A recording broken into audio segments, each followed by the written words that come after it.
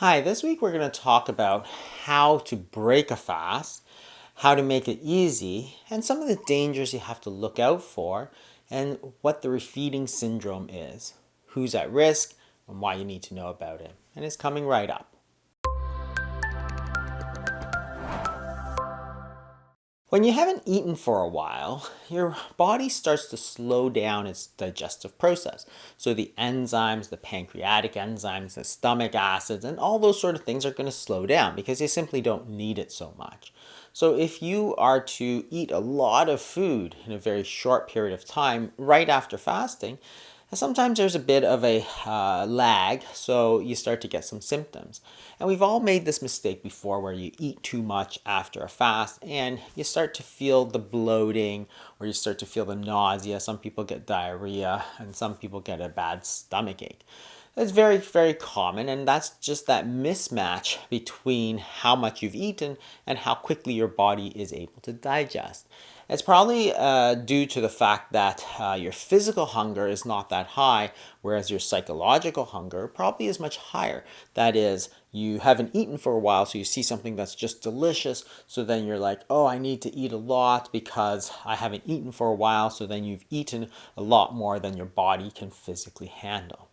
And it's usually not a problem. Most of the time, after the first couple of times it happens, most people are able to figure out that there's this mismatch and are able to adjust.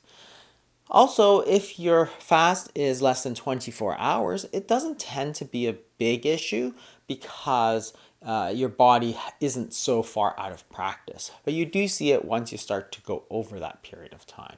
So there are a few foods that we've noticed which tend to be a little bit more problematic than others. And it varies by the person, but there are a few general rules. So nuts and seeds, nut butters, eggs, dairy, wine, and fibrous vegetables, they all tend to have a little bit of problems, and I think it's probably because these are foods that maybe are not quite as easy to digest. It takes a little bit more of the stomach acid and the enzymes to break them down. So nuts and seeds can be a little bit of a problem. Things like wine and eggs and dairy, they're more individual. Some people tolerate them no problem. So here's some tips. Plan a pre-meal to sort of wake up the digestion 30 minutes prior to your main meal. So for example, if you decide, okay, I need to lose a little bit of weight and I'm going to fast, and then you fast for 24 hours, 36 hours, then instead of jumping right into dinner or jumping right into lunch or whatever meal that you're planning to break your fast with, what you want to do is say, okay, well, I know that dinner is coming up. I'm going to plan something small 30 minutes prior. And it's just going to be limited in quantity so that you're not tempted to overeat it. But at the same time, it's just going to gradually sort of wake that up. And this might be a little small portion of, say, fish or beef or something that's cooked vegetables, avocado. The only thing you want to avoid is raw vegetables because the cooking usually makes the vegetable much easier to digest, and therefore it's going to go down a lot easier. And it's just going to be a small portion so that you're not tempted to overeat the foods because you know there's only a little bit. At the same time, you know that in half an hour you're going to get the full meal so that psychologically you're prepared for that. And that's just a little bit of something. You can also take some say water with chia seed. It's got a little bit of fiber just to start getting the process going so that your body is able to go and digest the meal regularly. Where you really want to be careful is when you're fasting for multiple days, and generally over 5 to 10 days of fasting. Then you have to be aware of something called the refeeding syndrome.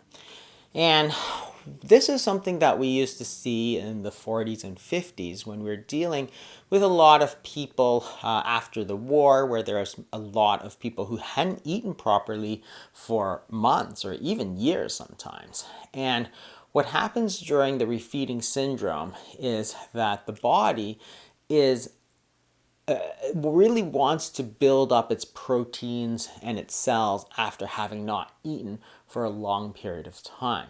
So when you start to eat, all of the proteins and the minerals and everything starts to go into the cells in order to start to rebuild some of these cells.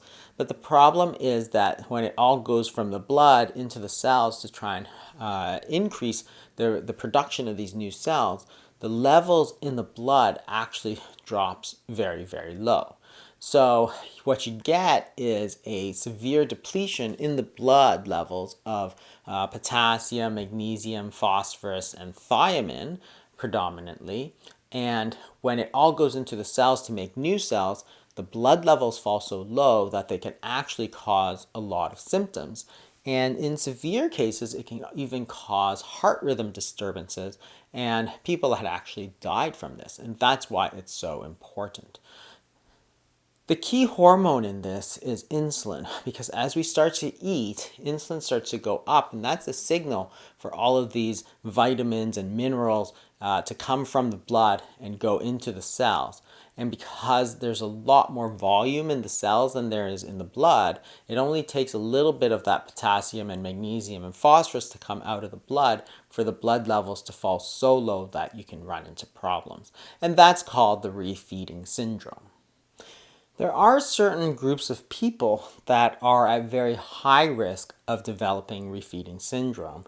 And those are people who have not been getting adequate nutrition for a fairly lengthy period of time.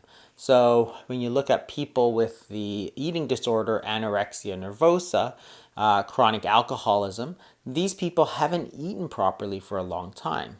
Cancer patients who are very catabolic and they're breaking down a lot of the tissues, people after surgery who haven't eaten properly due to those physical restraints that stop them from eating, or elderly patients with other problems such as dementia where they don't feel like eating and they haven't eaten for a long period of time. Those are the people that you really have to look out for. They really shouldn't be fasting, obviously, because for those people, nutrition is very important and we don't want to be depriving them of nutrients. The other thing that you should be aware of is certain medications. So if you're using antacids for a long time, the magnesium and the aluminum in those antacids can bind phosphorus. And remember, phosphorus in the blood is one of those key minerals that gets decreased so low that can actually cause heart failure and heart weakness. The other group of medications is diuretics, and those are often used for high blood pressure. And diuretics make you pee more, but it tends to deplete the body of electrolytes. And in this case, the magnesium and the potassium are the key electrolytes here that get wasted in the urine when you're taking these diuretics. And when you get the refeeding syndrome, it can go even lower. So be careful in those groups of patients or if you're taking those medications. So when you're trying to break a fast on a regular basis, remember, you can take it slow.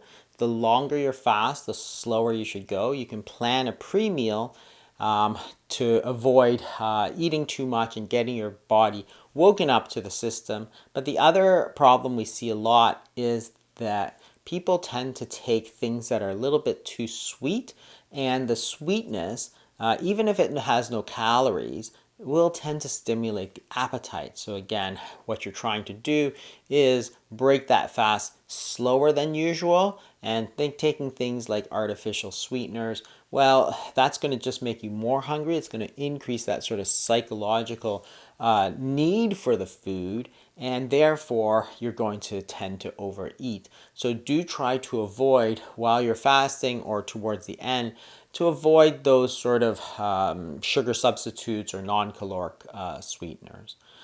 Just remember that there's a difference between the psychological hunger and the physical hunger. The physical hunger tends to be a lot less. People don't actually feel so much of it, but the need to eat something tends to be very high.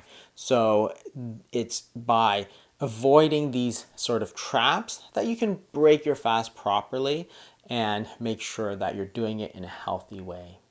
And if you want to learn more about fasting, what you can do is check out this video that I did on the 5 stages of intermittent fasting. And what we do is we go over what happens in the body as you're going through the stages of fasting. It can really help you on your journey. I'll see you next week.